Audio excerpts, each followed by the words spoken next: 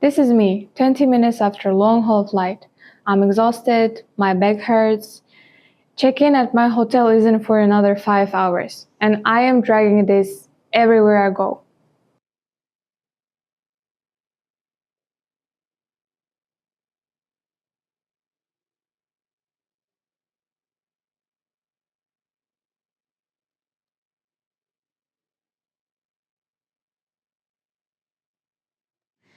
I am standing inside one of the best airports on earth, on an island most people never even notice they've landed on. And my whole first day in Korea is about to be decided by a suitcase. We're 5 students from Inha University, and we started with this feeling, and we followed it all the way to a problem much bigger than my luggage. Here's the thing about the airport. It's enormous. In 2025, a record 74 million passengers came through Incheon. Around 8 million were just transferring, but roughly 66 million people actually arrived. And the tourism in overall is booming. 18.9 million foreign visitors last year, an all-time high. Demand is not our problem.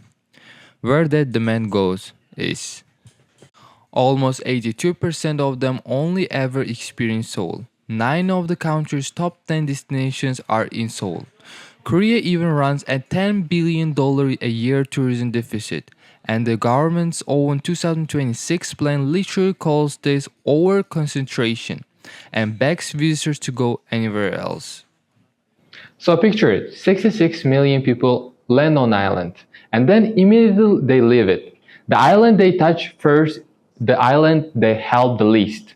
We went to see what that actually looks like on the ground. This is Ilwangni Beach. It's 20 minutes far from the airport. On a day that should be busy, this beach is empty. The people still here are most older. They are not running these cafes and stalls for fun. They are running them to survive. And the numbers suggest they are running out of time. In 2023, Korea set a record over 1 million small businesses closed. 42% of the country's sole business owners are now 60 or older, and only 29% of them businesses survive for 5 years, most close within the first 3. More than half of older Koreans who become self-employed open exactly these type of businesses: small restaurant, cafes, or side shop, the kind we were standing in front of. And it's not just the beach. Songdo is futuristic and quiet. Chinatown is vibrant and full of character, yet waiting for more visitors. The island has everything a traveler could want. It's just missing the travelers. And this problem won't solve itself. By 2047, 70% of Korea's towns are projected to face a high risk of regional extinction. The government already spends around 1 trillion won each year trying to address the issue. But money alone isn't what these shops need. They need people walking through the doors. And those people are right there, 66 million of them getting on a train and leaving. So we asked ourselves, what if the worst hour of the trip became the reason you stay? This is an impasse, one app that turns arrival from a shore into the start of the adventure. It does 3 things, and they map exactly onto the 3 problems you just saw. Watch it. Let's fix my luggage first. At the free hands corner in arrivals, I use the self-kiosk. I type in my hotel, how many bags, and that's it. I hand them over, and I walk out with nothing. Every bag is GPS tracked, insured up to 1 million won, and waiting at my hotel before I am.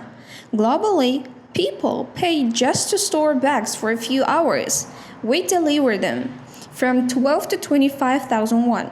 The suitcase that ruined my first day, gone. I can actually move. One pass, one QR. Tap it at the metro, the bus, the airport train, a water taxi, even an e-scooter. It loads a virtual transit card, no SIM, no ticket machine, and it's honest. It shows you exactly what's covered and what isn't in your language. This is the where InPass stops being convenience app and becomes the rescue plan. The tourist password. You pick up a real stamp booklet at the InPass corner and you collect stamps across the island, mirrored here in the app. And look at the stop number 1. It's Ilwangni, the exact beach you just watched dying. The quest is ordered to unlock the reward you start at the island. We are not hoping a tourists wander over. We are designing the first stamp to be the place that needs the most. Every stamp unlocks a discount at a nearby small businesses. And finishing the quest earns a real handbook. Tourists get a game and a reward. The grandmother running Teesside Cafe gets a customer. That's our third deliverable, shopping roads. Curated circuits that march footfall straight into local markets, makers and shops. Not the duty-free gains, the corner stores. And because of half of our visitors comes from Southeast Asia, China and Japan, every cafe and restaurants can be filtered by halal, vegan, vegetarian or gluten-free options. So, nobody's left out. We did the math conservatively. We don't need everyone. If with just 1% of Koreans' 18.9 million foreign visitors stop on the island instead of spending past, that's 189,000 people a year walking into World Meadow and open part shops. For a beach where today you can count the visitors on the hand, that isn't a rounding error, it's a lifeline. And remember, 66 million people arrive, so the ceiling is far higher than 1%.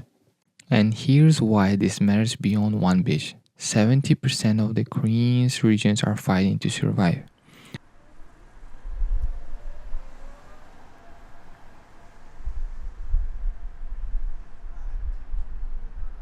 Every one of them has an airport you fly through.